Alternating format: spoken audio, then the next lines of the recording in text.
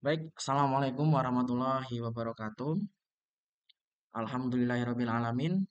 Selamat pagi teman-teman semuanya. Alhamdulillah pada sesi kali ini kita masih bisa dipertemukan walaupun secara daring. Yang mana pada sesi kali ini saya akan melanjutkan serial mata kuliah filsafat umum yang sebelumnya sudah saya jelaskan materi sebelumnya tentang pengertian filsafat, tujuan filsafat, manfaat filsafat itu apa. Nah, itu bisa kalian lihat lagi di video pembelajaran yang sudah saya upload di YouTube. Dan eh, pada sesi kali ini, saya akan melanjutkan materi filsafat umum, yang mana materi pada sesi kali ini adalah cabang filsafat, yaitu ada ontologi, epistemologi, dan aksiologi. Sebelum kita masuk ke materi pada sesi kali ini, saya akan mereview beberapa materi sebelumnya yaitu tentang apa itu pengertian filsafat gitu ya. Jadi secara umum pengertian filsafat itu adalah berpikir secara mendalam atau secara ilmiah dan metodologis untuk mendapatkan suatu kebenaran. Yang mana ketika kebenaran itu sudah didapatkan maka kita akan outputnya adalah kebijaksanaan. Yang mana itu merujuk pada arti filsafat sendiri dalam bahasa Yunani adalah filosofia yang berarti adalah kebijaksanaan. Kemudian salah satu manfaat filsafat itu adalah mempelajari filsafat itu ada banyak ya. Salah satunya ini adalah melatih kita berpikir secara kritis. Yang mana berpikir secara kritis ini adalah harga mati menurut saya yang wajib dimiliki oleh mahasiswa dan sivitas akademika yang ada di institusi akademik gitu ya.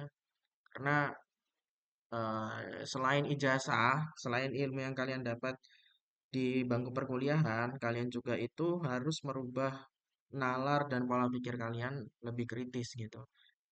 Agar apa? Agar kalian bisa menjadi edge of change di masyarakat dan ilmunya bermanfaat. Pada kali ini kita akan berbicara tentang ontologi, epistemologi, dan aksiologi, gitu ya. Em, saya akan berangkat dari ilmu pengetahuan dan dogma. Kenapa harus ilmu pengetahuan? Karena dalam konteks ini kita kan di dunia akademik ya, di dunia kampus itu erat kaitannya dengan ilmu pengetahuan. Nah, sebenarnya ini adalah materi tentang filsafat ilmu gitu ya. Karena saya lihat di eh, mata kuliah itu kayaknya tidak ada gitu filsafat ilmu, maka saya akan blend ke filsafat umum ini. Jadi dalam filsafat ilmu itu secara umum adalah ilmu yang difilsafati begitu. Maka muncul ilmu pengetahuan. Kalau ilmu pengetahuan itu tidak difilsafati, itu jatuhnya dogma. Oke, kita bahas secara detail.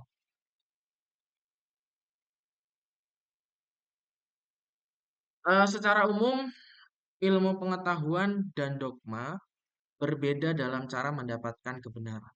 Ya, poinnya adalah cara mendapatkan kebenaran.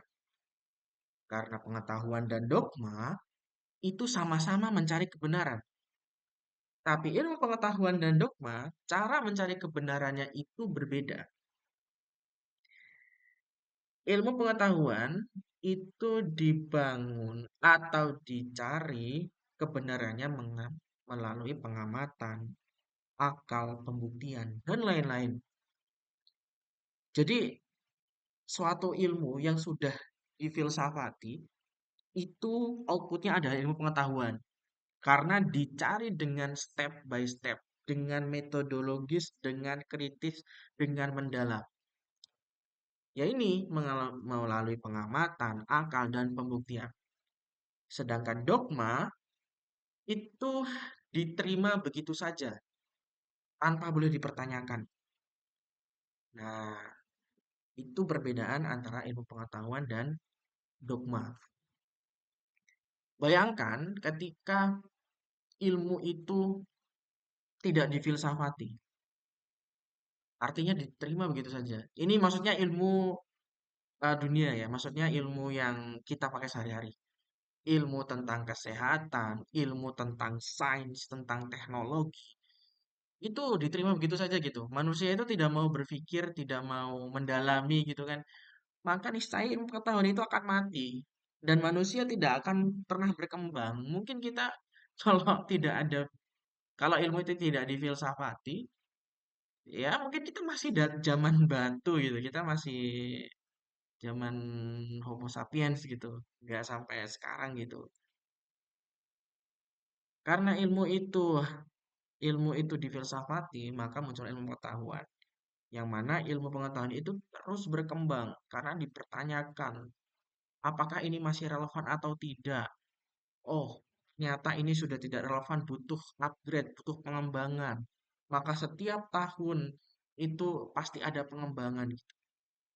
Contohnya yang paling relate ya kayak smartphone gitu. Dari zaman Nokia 1202, zaman BlackBerry, sekarang ada touchscreen gitu kan. Ada AI-nya juga dari zaman 3G, 4G, sekarang sudah 5G. Itu kan salah satu pengembangan ilmu pengetahuan gitu. Yang mana ilmu pengetahuan itu didapatkan dengan cara melalui pengamatan akal dan pembuktian. Yang mana kalau itu dirangkum itu ya sebenarnya ya berpikir secara filsafat gitu kan, secara mendalam dan berbeda dengan dogma. Jadi ilmu yang difilsafati itu ilmu pengetahuan, sedangkan ilmu yang diterima saja kebenarannya tanpa difilsafati, tanpa dipertanyakan kebenarannya, diterima saja itu yang disebut dengan dogma. Nah, dalam ilmu pengetahuan, dalam konteks filsafat, itu ada tiga penyangga besar. Yang pertama adalah ontologi, epistemologi, dan yang terakhir adalah aksiologi. Mungkin teman-teman sudah banyak mendengar ya tentang ontologi, epistemologi, dan aksiologi. Eh, baik, kita akan mulai dari ontologi. Apa itu ontologi? Ontologi secara bahasa itu kan berasal dari kata ontos dan logos. Ontos itu dalam bahasa Yunani itu disebut ada, sedangkan logos itu dalam bahasa Yunani disebut dengan sains. Dalam bahasa secara bahasa ya, ketika ada bahasa yang ada loginya itu kan itu pasti ilmu pengetahuan yang mempelajari tentang gitu. Misalnya biologi, ilmu pengetahuan yang mempelajari tentang bio atau makhluk hidup. Sosiologi, ada loginya. Secara pengertian, ilmu yang mempelajari tentang sosio atau sosial. Berarti apa? Kalau disimpulkan, ontologi secara ilmu pengetahuan itu, secara umum itu dapat dikatakan yaitu ilmu yang mempelajari tentang keberadaan suatu hal. Atau cabang filsafat yang mempelajari tentang suatu hal. Jadi secara sederhana, ontologi itu menjelaskan mengenai pertanyaan apa dan untuk apa. Bahasa sederhananya itu ontologi itu mempelajari tentang hakikat ilmu pengetahuan. Jadi sebelum mempelajari tentang teori-teorinya, bagaimana manfaatnya segala macam, itu secara hakikat ilmu pengetahuan itu harus benar, ya. Itu harus benar, ya. Mulai dari hakikat dulu gitu. Secara hakikat, sebenarnya secara apa dan untuk apa, pertanyaan itu harus dijawab dulu dengan benar. Kenapa harus benar? Karena kan ini konteksnya itu kan filsafat ya. Filsafat itu kan seperti yang sudah saya ulang-ulangi lagi, itu adalah pencarian kebenaran gitu. Kalau tidak benar ya untuk apa gitu. Jadi ilmu pengetahuan itu harus benar secara ontologi, benar secara hakikat. Misal, saya contohkan ya secara sederhana, misal ilmu kesehatan. Ilmu kesehatan itu kenapa dapat diterima dan itu menjadi ilmu yang sangat vital, yang sangat dibutuhkan masyarakat. Karena secara hakikat ilmu kesehatan itu sangat penting gitu. Secara hakikat ilmu kesehatan itu apa? Ya untuk kesejahteraan manusia dalam bidang kesehatan, gitu kan. Ilmu ekonomi, sebelum jauh ilmu ekonomi modern sekarang, cetus ilmu ekonomi pertama kali itu kan dia berpikir nih ya, secara hakikat gitu, secara hakikat kayaknya manusia itu butuh pengelolaan finansial yang baik, butuh mengelola kekayaan dan lain sebagainya. Nah, itu eh, kayaknya butuh ilmu tentang itu deh. Nah, muncullah ilmu ekonomi. Nah, maksudnya tuh sebelum ilmu pengetahuan itu muncul, pasti ada pemikiran-pemikiran gitu atau masalah yang harus dipecahkan. Jadi, itu yang disebut dengan secara hakikat gitu ya. Secara hakikat, keilmuan itu harus benar gitu. Ada nggak yang tidak benar? Ada. Jadi di abad 19, ya, di abad 19 itu ada namanya suatu keilmuan atau suatu teori yang disebut dengan rasisme ilmiah. Apa itu rasisme ilmiah? Itu real ada gitu. Sekalian bisa baca sejarahnya tentang rasisme ilmiah. Itu ada di abad 19. Sekarang sudah tidak relate ya. Tentang rasisme ilmiah. Jadi rasisme itu kan secara umum itu menganggap suatu suku, suatu kelompok itu lebih inferior, lebih superior dari kelompok yang lain. Sehingga terjadilah yang disebut dengan diskriminasi. Dalam hal apapun, dalam segi pemikiran, dalam segi hak, dalam segi kerjaan, dan lain-lain gitu. Nah, itu masih ada di abad 19. Dan itu normal di dalam masyarakat. Itu yang disebut dengan rasisme ilmiah. Nah, kemudian kenapa rasisme ilmiah ini tidak berkembang sampai sekarang?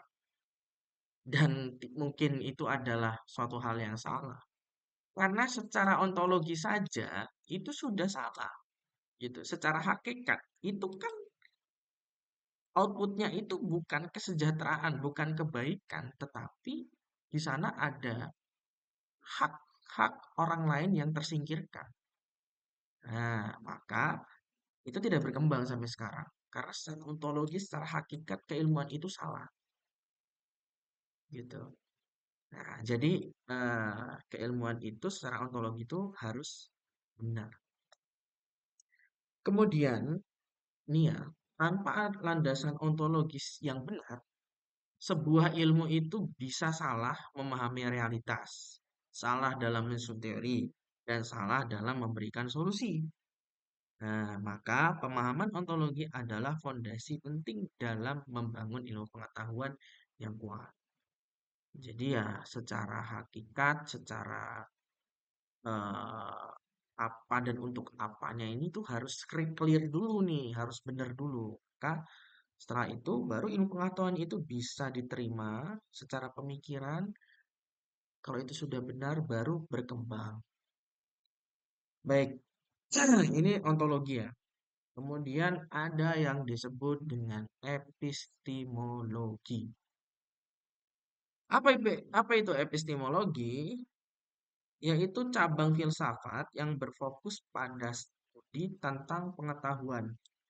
Istilah ini berasal dari bahasa Yunani episteme, yaitu pengetahuan, dan logos, seperti yang sudah saya jelaskan tadi, teori atau alasan, sehingga dapat diartikan teori tentang pengetahuan. Epistemologi Yunani khususnya meneliti hakikat asal-usul dan batasan-batasan pengetahuan manusia, serta mempertanyakan apa yang dianggap sebagai pengetahuan yang benar dan valid. Intinya gini, kalau ontologi itu tanyaannya itu apa dan untuk apa, Tapi kalau epistemologi itu bagaimana? Jadi kalau ontologi itu apa? Untuk apa sebenarnya ilmu pengetahuan itu? Mempelajari dimensi hakikatnya. Tapi kalau sudah epistemologi, itu mempelajari bagaimana cara ilmu pengetahuan itu didapatkan. Ya. Caranya itu harus benar. Sumber-sumbernya itu harus valid dan benar. Gitu. Itu yang disebut epistemologi. Ada tiga cara, langkah. Epistemologi dalam konteks ilmu, yaitu dalam konteks sumber ilmu. Itu harus benar. Misalnya ya, misal, kalau kita mempelajari Islam, sumber ilmunya itu harus benar. Ada Quran, Sunnah, Ijma, Qiyas. Itu yang disepakati ya. Tidak disepakati kan ada istisan, istishab, kemudian marsalatul mursalah, urf, dan lain sebagainya gitu. Nah, sumbernya itu harus benar. Kalau kalian belajar Islam, sumbernya itu nggak jelas.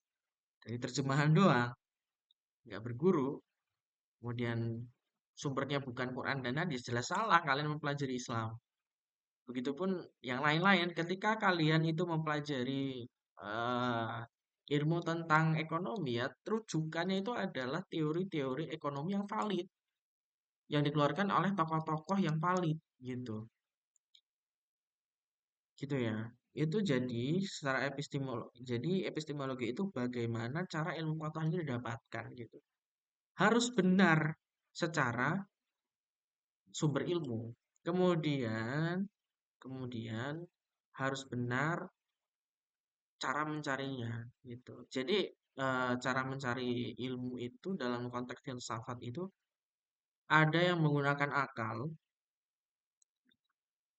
rasional, ya, menggunakan akal atau rasional, maka ada yang disebut dengan filsafat rasionalisme, ya. Kemudian ada intuisi. Intuisi itu berkaitan dengan perasaan dan hati. Jadi kebenaran itu juga bisa dicari dengan intuisi atau kebenaran dan hati. Kemudian pengalaman empirisme. Jadi dalam filsafat itu ada filsafat empirisme itu ada. Kalian bisa baca. Filsafat empirisme itu adalah pencarian kebenaran melalui pengalaman-pengalaman. Jadi berdasarkan pengalaman-pengalaman yang dijalani, oh kebenaran itu, oh ternyata tuh gini gitu. Nah itu kebenaran yang cara mencarinya dengan cara pengalaman atau empirisme. Pertama ada akal atau rasionalisme. Jadi ya kalau tidak sesuai akal itu berarti tidak benar. Kemudian ada intuisi, pengalaman, intuisi. Kemudian ada pengalaman atau pencarian kebenaran melalui pengalaman atau yang disebut dengan filsafat empirisme. Kemudian dimensi setelah kita berbicara sumber ilmu, bagaimana cara mencari ilmunya, dan bagaimana kebenaran itu dibuktikan. Jadi harus dibuktikan gitu ya, karena kan ini filsafat gitu. Filsafat itu ya tadi harus dibuktikan. Jadi ada pembuktian secara koherensi gitu. Koherensi itu apa? Secara umum, semua pernyataan atau keilmuan itu dapat diterima secara akal. Sebenarnya kalau pada saya melihat itu ya harus diterima akal, pengalaman, dan intuisi gitu. Iya, itu kebenarannya kalau dibuktikan melalui tiga hal itu ya itu kebenarannya sangat sangat kuat gitu kebenarannya. Jadi pembuktian kebenaran secara koherensi yaitu semua pernyataan itu dapat diterima secara akal dulu gitu kan. Kemudian dibuktikan dengan pengalaman dan diterima secara intuisi dan hati. Kemudian korespondensi. Jadi kebenaran itu dibuktikan dengan eh, penyesuaian fakta yang ada gitu. Jadi harus sesuai dengan kenyataan. Dan yang terakhir, kebenaran itu dapat dibuktikan apa dengan kebermanfaatannya. Nah, karena ini outputnya adalah kebijaksanaan, berarti harus bermanfaat. Bermanfaat itu minimal untuk pemikiran kita sendiri, untuk individunya itu sendiri, dan secara luas untuk orang lain dan masyarakat. Jadi itu ya epistemologi ya. Kalau disimpulkan tadi ontologi itu mempelajari tentang apa dan untuk apa secara hakikat, dimensi hakikat. Kemudian epistemologi itu mempertanyakan bagaimana. Jadi ontologi itu berbicara tentang hakikat ilmu itu apa, kemudian epistemologi itu bagaimana cara mendapatkan keilmuan itu. Dan itu harus benar, gitu loh ya. Secara ontologi harus benar dan secara epistemologi harus benar. Karena dalam filsafat, pencarian terakhir itu adalah pencarian kebenaran. Kemudian aksiologinya, ini yang terakhir, aksiologi itu berasal dari bahasa Yunani, yaitu aksios yang berarti nilai atau wajar, dan logos yang berarti ilmu atau teori. Jadi aksiologi itu secara sederhana adalah teori tentang nilai atau ilmu ilmu tentang nilai. Nah, jadi ilmu pengetahuan itu harus benar juga secara aksiologi, secara nilai, secara manfaat. Nah, secara manfaat ilmu itu kalau dimanfaatkan itu ya harus membawa kemaslahatan dan harus benar gitu kan. Jadi kalau ontologi berbicara apa, kemudian epistemologi itu berbicara tentang bagaimana dan epistemologi itu berbicara tentang pertanyaan untuk apa. Lah iya toh kalau ilmu itu tidak ada manfaatnya untuk apa untuk kita pelajari gitu kan. Jadi itu epistemologi itu berbicara dimensi untuk apa gitu kan. Jadi ilmu pengetahuan itu tidak cukup hanya benar secara teori dan metode, tetapi juga harus memiliki nilai. Inilah yang dibahas dalam aksiologi, yaitu tentang tujuan, manfaat, dan dampak dari ilmu itu bagi kehidupan manusia. Misal, secara teori, secara hakikat, ilmu kehutanan misalnya, salah satu kita berbicara ilmu kehutanan, itu secara hakikat benar, gitu, secara hakikat benar, karena berbicara tentang hutan dan lain sebagainya.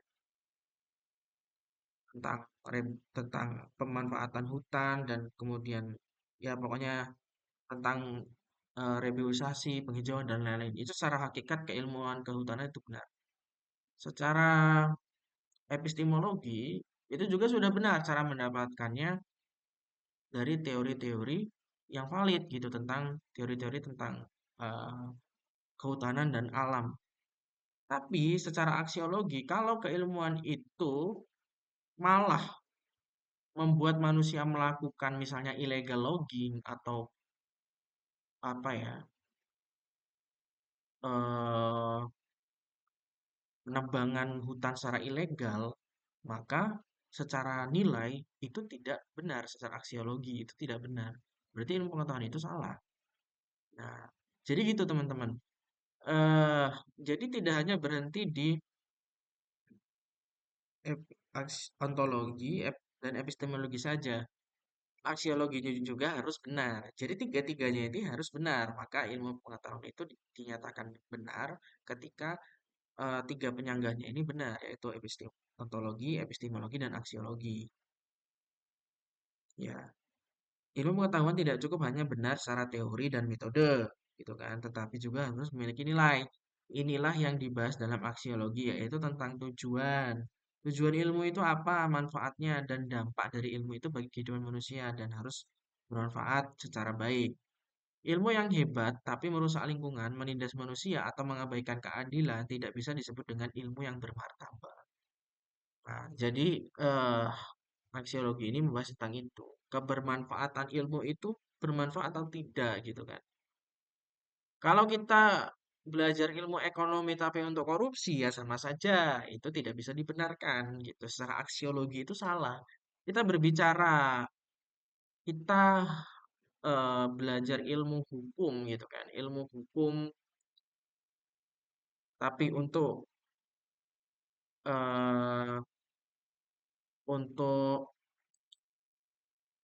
mengakali hukum yang merugikan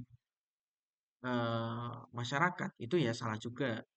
Jadi harus nilai aksiologinya itu harus terpenuhi gitu, harus bermanfaat secara tujuan dan dampak bagi masyarakat. Oleh karena itu ilmu perlu dibimbing secara etika, gitu kan. Jadi dalam ilmu aksiologi itu ada yang namanya etika dan estetika gitu. Kalau benar secara etika, berarti secara estetika itu benar gitu. Etika itu apa? Yaitu etika etika itu ya eh, bagaimana ilmu itu secara etik, secara norma itu benar. Nah, ketika ilmu itu sudah benar secara etik dan norma itu benar, maka eh, benar juga secara estetika, yaitu menghasilkan sesuatu yang indah, harmonis, dan bermakna. Kalau sesuatu yang tidak bermoral, tidak beretika, itu sudah jelas tidak estetik, tidak indah, harmonis, dan bermakna. Misal kayak korupsi, pembunuhan, pencurian, penambangan hutan, genosida, apalagi. Itu kan sesuatu yang tidak etik ya, tidak harmonis, tidak apa namanya, tidak bermoral. Maka itu kan tidak indah gitu kan. Iya kalau kecuali kalau psikopat ya, kalau dia membunuh orang itu menurut dia indah berarti dia psikopat gitu. Tapi kalau manusia normal itu semua itu ya kalau tidak bermoral ya sudah pasti itu tidak estetik atau tidak indah. Begitu. Begitu ya teman-teman. Nah, jadi secara umum ilmu pengetahuan itu kan dibangun oleh tiga penyangga besar dalam filsafat yaitu ada ontologi, ada epistemologi dan aksiologi. Dan ilmu pengetahuan itu harus benar secara epistemologi, secara ontologi dan secara aksiologi. Itu harus benar dari tiga dimensi itu. Kalau ilmu pengetahuan itu tidak benar secara tiga dimensi itu berarti ya ilmu pengetahuan itu tidak bisa digunakan. Gitu teman-teman. Nah, kesimpulannya sebagai penutup dapat disimpulkan bahwa setiap pengetahuan memiliki tiga komponen utama yang menjadi tiang penyangga bagi bangunan ilmu itu sendiri, yaitu ontologi, epistemologi, dan aksiologi. Ontologi menjawab pertanyaan tentang apa dan hakikat yang dipelajari. Epistemologi itu menjelaskan bagaimana pengetahuan itu diperoleh, dan aksiologi menuntun kita untuk memahami untuk apa pengetahuan itu digunakan. Ketiganya itu ya saling berkaitan, tidak berdiri sendiri, dan penting untuk memastikan bahwa ilmu itu tidak hanya benar secara konsep dan metode, tetapi juga bermanfaat dan bermakna bagi kehidupan manusia. Karena apa? Karena dalam filsafat yaitu outputnya itu adalah kebijaksanaan. Baik teman-teman, mungkin itu saja yang bisa saya sampaikan. Nanti silakan ya tonton videonya, fleksibel nontonnya cuma berapa menit, silakan tolong ditonton. Eh, kemudian saya juga akan share link materi ini dan Google Form-nya silakan diisi.